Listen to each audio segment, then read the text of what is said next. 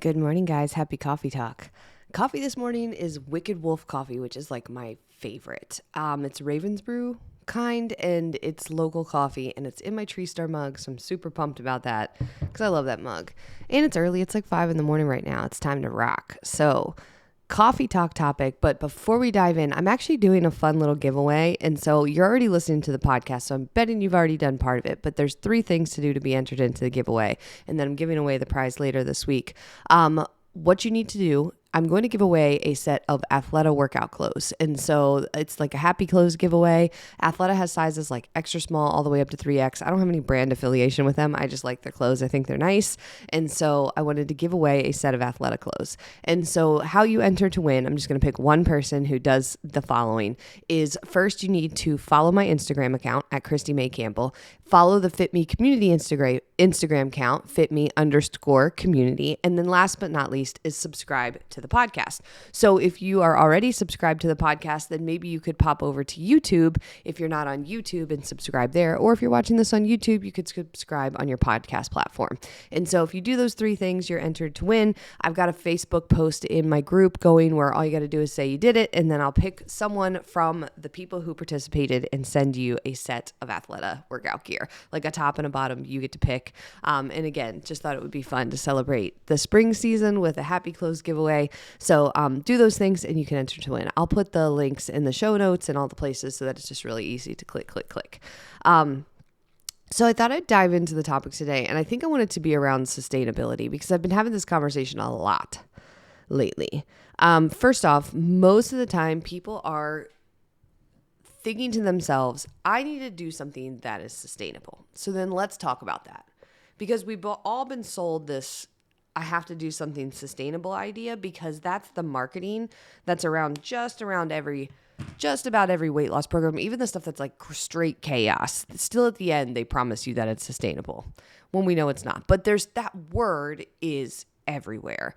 And so I feel like we've adopted it and said, well, I did X, Y, and Z, but I stopped because it wasn't sustainable. And I'm looking for something that I can do to achieve these goals, but I need it to be sustainable. And what we're really talking about is we want to create results that last. I think that that's what we're talking about. We don't want to just lose 15 pounds and then just gain it back.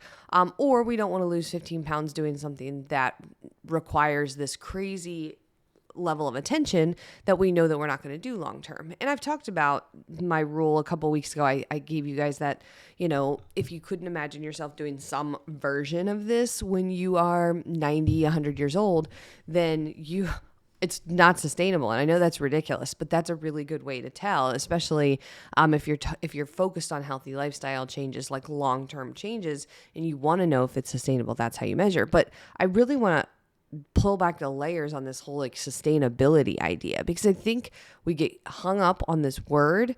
But I want to like throw the BS flag here a little bit. Number 1, if you are severely unhappy in your skin, like you think, and what I would say severe is that you think about it every day. It bothers you every day that you don't feel confident, happy, healthy, strong, fit, like your best self. It bothers you every single day. Then I would say that you're like in the severe category of this bugging you. That is not sustainable, my friend. Being physically unhappy in your skin because you don't have energy, because your body doesn't feel good, because your joints hurt, because your clothes don't fit, because your body is holding extra body weight and your health is suffering because of it. The current plan is unsustainable because our bodies are not meant for that. And so that's my first like BS flag is what we're doing right now or what, when you're suffering, that's not sustainable. And so we don't need to seek something necessarily that's as easy as the status quo that we're doing right now that's creating the results we don't want. Sustainable is fine to say, but really what we're talking about isn't the thing. Like, I can't give up pizza. That's not sustainable. I can't give up coffee creamer. That's not sustainable for me. I can't say goodbye to cookies. Like, so imagine you're looking at a program and for the next 4 weeks, it's saying, hey, We're going to need you to take a break from alcohol and from processed sugar. And we're also going to need you to track your food so there's awareness. And you're like, that's not sustainable for me. Well, here's the thing is that what you're doing isn't sustainable. And so sometimes the path to getting to that consistent, healthy lifestyle that you want requires a process. The process is sustainable, but the things that we're fixated on, like, oh, well, I can't give up alcohol for 4 weeks, but we're not saying give up alcohol for forever. It's just saying give yourself a break for 4 weeks. Let your body have a chance to catch up. You're not giving it up forever. The process, though, is breaking the habit. And taking a break from something from time to time in your life is a process that is sustainable. At certain points throughout your life, in order to give your body a reset, to give your mind a break, and to reset your, quote, tolerance for something, whether that is sugar or alcohol or whatever. Hang on one second. My dogs just broke themselves into my house by opening the door. I got to shut it.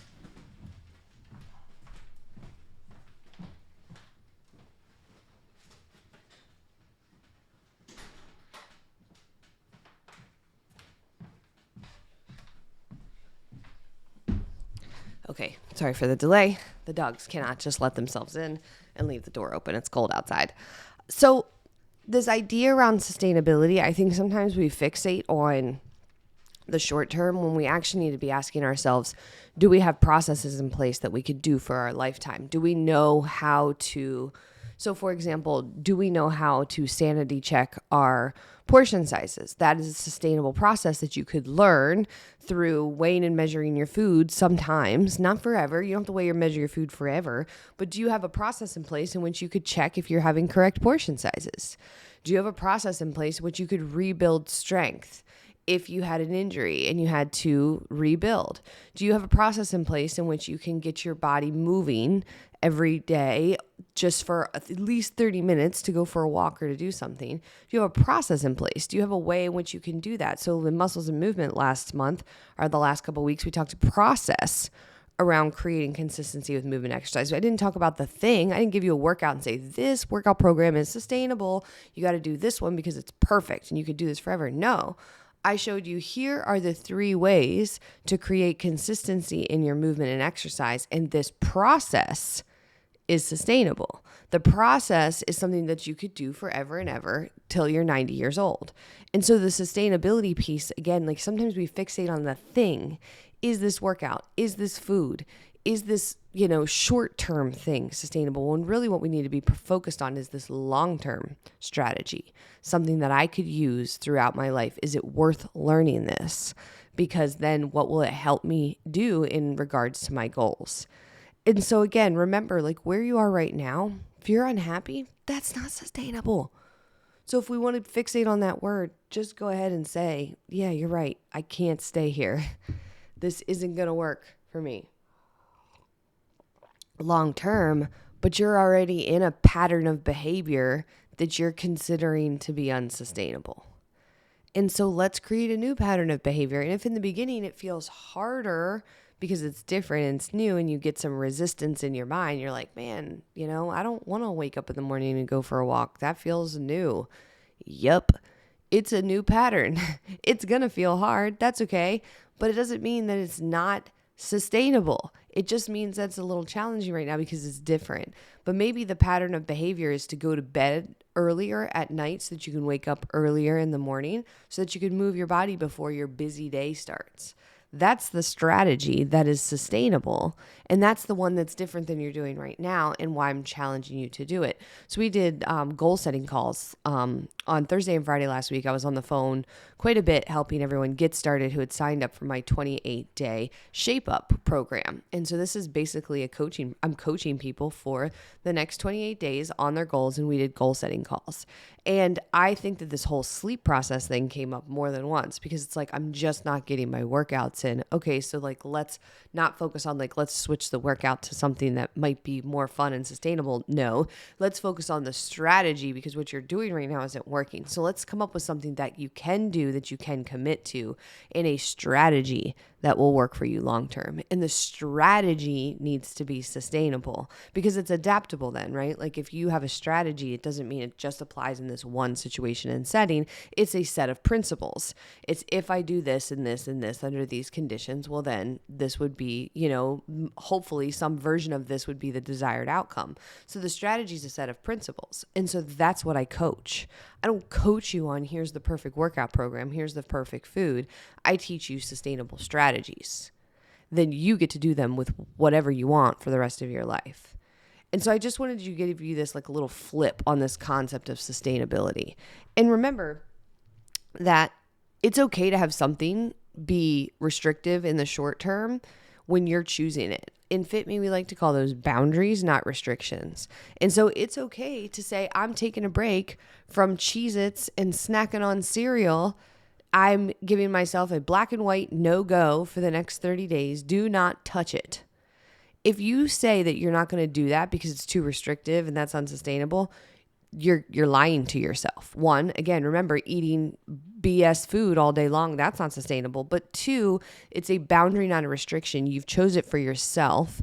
And three, remember, this is a strategy, taking a break from food for the short term. That is either, like Rob Wolf's term, like food without breaks, like you literally don't have breaks for it. There's no cue in your mind that says you're full or that you've had enough. So taking a break from that and resetting your body's tolerance and your desire to have it is not restrictive necessarily, because you are using a strategy that removes the cravings. And so if you need to take a break from something for 4 weeks, stop saying that that's unsustainable. You're not giving it up forever. You're utilizing a strategy. And so don't push back on it. I made the challenge to someone in the goal setting conversation last week to take a break from soda. She's reduced her soda, but she really struggles with it. And so I said, would you be open to taking a break from soda for the next 4 weeks? And some people would say, oh, well, that's restrictive and unsustainable just to have, she can't have soda like ever because that's black and white and that's not sustainable. Well, guess what? I'm not talking about the stupid soda. I'm talking about the strategy.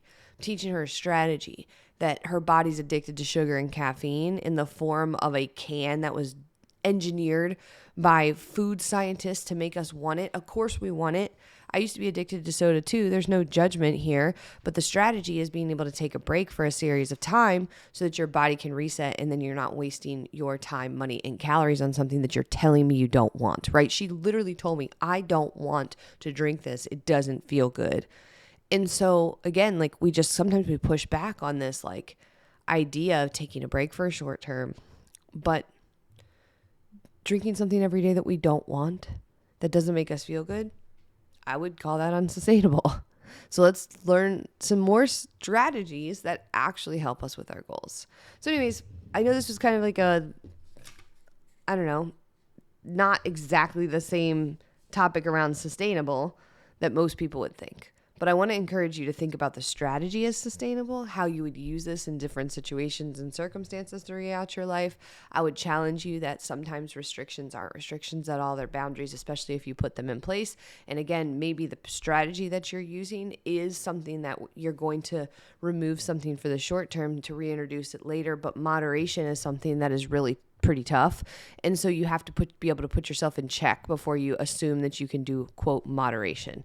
Now, studies show that there are moderators and there are abstainers. Like there are actually people who do better with moderation. There are people who do better with abstaining.